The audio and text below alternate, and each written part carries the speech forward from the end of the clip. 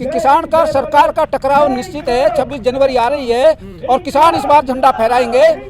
मोदी जी खुद गुमराह हो गए हैं। पूंजीपतियों का ऐसा गंडा मोदी जी के गले में गिर दिया है। अब किसान को बार बार बुलाते बुलाते 10 मीटिंगें कर ली हैं। ये मीटिंग करने से क्या होगा? एक कदम कमेटी ने नहीं बढ़ाया, किसानों के पास नहीं आए। किसान भ्रमित है, किसान नहीं है, सरकार भ्रमित है। अरे उनके बीवी रो रही है, उनके बच्चे रो रहे हैं, उसकी बहन रो रही है, उसकी माँ रो रही है।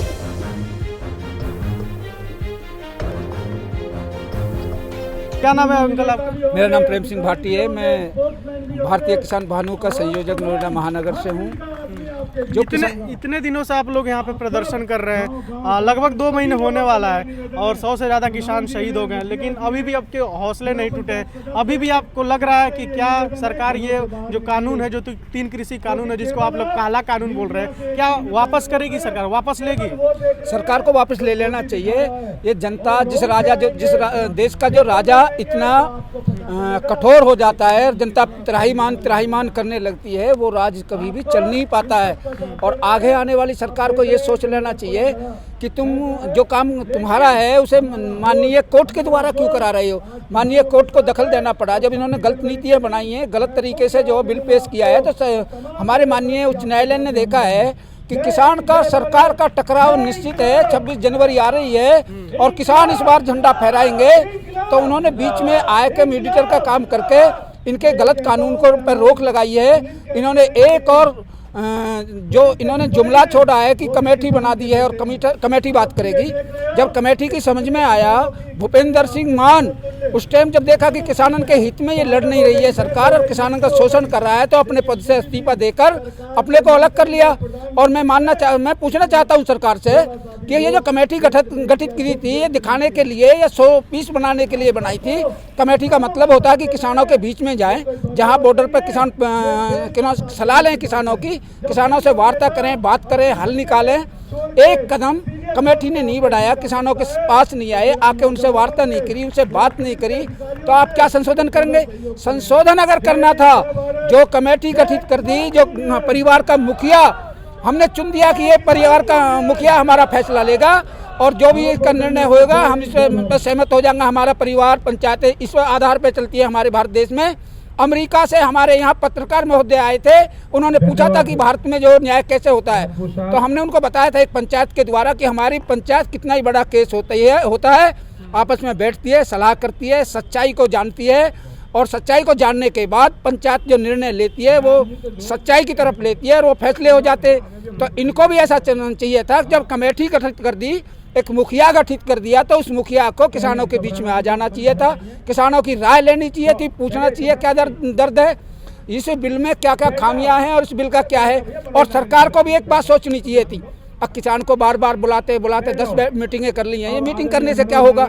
आपने जो MSP पे लड़ाई थी और जब छोटी मांग थी, पहली दूसरी वार्ता में ही उसको लिखित रूप में मोहर लगाकर सरकार क्या कर दे कि तो आप लोग घर वापसी हो जाए? सरकार को एक कदम बढ़ाना चाहिए कि MSP को गारंटीड करके लिख कर हमारे जो राष्ट्रपति से जो है उसकी मंजूरी दिवाकर ये कह दे कि एक कानून हमने तुम्हारी मान ली है, फिर दूसरे पे चर्चा होनी चाहिए। एक सुलझ गई है। जो मेन मुद्दे हैं उन मेन मुद्दों को सुलझाने का काम करे, उसे लटकाने का, भ्रमित करने का नहीं। अब ये कहते हैं किसान भ्रमित है, किसान नहीं है, सरकार भ्रमित है। सरकार को एक कदम आगे बढ़ा के किसान के पास आना चाहिए, किसान से वार्ता करनी चाहिए, किसान के हक में ये कहना चाहिए कि हमने तुम्हारी ये बातें मान ली है और माननीय राष्ट्रपति जी से इस पर मोहर लगवा कर हम तुमको दे रहे हैं। तो जब ये इनका देने का मूड है तो उसे पक्का दें, झूठ से नहीं देवें, मुँह से मौखिक ना देवें। ये मौखिक बातें करते कि हमने तुम्हारी मान ली, एक वहाँ पे जाके कह दिया, दूसरे जहाँ गाजीपुर बॉर्डर पे कह दिया, सिंधु बॉर्डर पे कह दिया, चिल्ला बॉर्डर पे कह दिया। कहने से नहीं बात बनेगी। ये किसान जब हटाएगा, जब लिखित रूप में पक्का प्रूफ लेकर अपने घर जाएगा। बाकी जो ये बात कर रहे हैं, जुमलेबाजी जो चल रही है, अब किसान ने ये मान लिया, किसान गाँव में जाकर जो लोगों से वार्ता करते हैं, लोग उनको भगा देते, जाइए क्या मान लिया तुमने। इस देश के इतने किसान यहाँ पर शहीद हो गए हैं, इनको शहीद का दर्जा देना चाहिए आपको। अभी गाजियाबाद में हमारे यहाँ पे एक बिल्डिंग रही थी जो सरकार द्वारा बनवाई गई थी, उसमें समथिंग 30 लोग मर गए। तो वो ढह गया, छत जो ढह गया था, तो उसमें 10-10 लाख की जो है राशि उनके परिवार को दी गई, मकान उनके परिवार को दिया गया, तो उनको जो कुछ तसल्ली हो गई। अब ये 75 जो किसान मरे हैं, इनके लिए सरकार ने 2 मिनट का मौन धारण सरकार की तरफ से नहीं कहा। जबकि सरकार का कोई मंत्री मर जाता है, कोई दुर्घटना हो जाती है, तो राष्ट्रीय शोक 1-1 हफ्ते का हो जाता है। तो मानव जो है सब एक तरह के होते हैं। क्या ये बड़े हो गए और ये छोटे हो गए? किसानों का मौन धारण नहीं?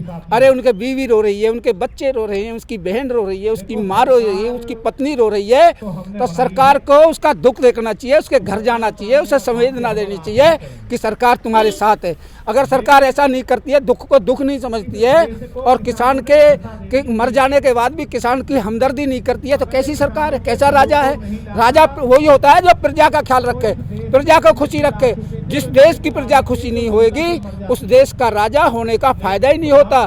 तो हमें चाहिए कि मोदी जी, बहुत हो चुका है, बहुत हो चुका है, अब इससे ज़्यादा बर्दाश्त नहीं है। आप आइए, जनता के बीच में आके वार्ता करिए और जनता को जो मांगे हैं वो जायज़ मांगे हैं, उन मांगों को आप लिखित रूप में आगे बढ़े। और जब किसान कहेंगे कि ये गलत है, तो उस गलत पे भी संशोधन करें।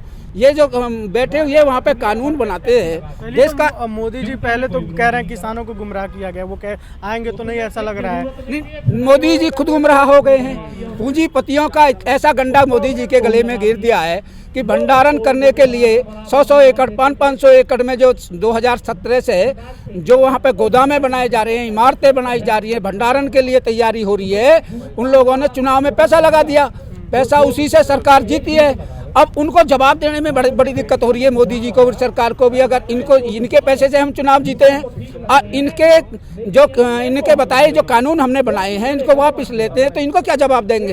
एक तरफ मोदी जी के पास जो उद्योगपति हैं, पूंजीपति हैं, उनको लेने का मौका, एक तरफ अपने देश के जो अन्नदाता हैं, किसान हैं, जो किसान भगवान है, जो धरती माता का पुत्र है, उसकी सुनने की बात है। तो राजा को चाहिए अपने ही परिवार को ना पालन करें, पूरे देश की बात सुने। राजा को चाहिए प्रजा की बात सुने। ये वीडियो अगर आपको पसंद आया हो तो इसे लाइक करें, कमेंट करें, शेयर करें और हाँ, हमारे चैनल को सब्सक्राइब करना ना भूलें ताकि देश विदेश से जुड़ी खबरें आप मिस ना करें।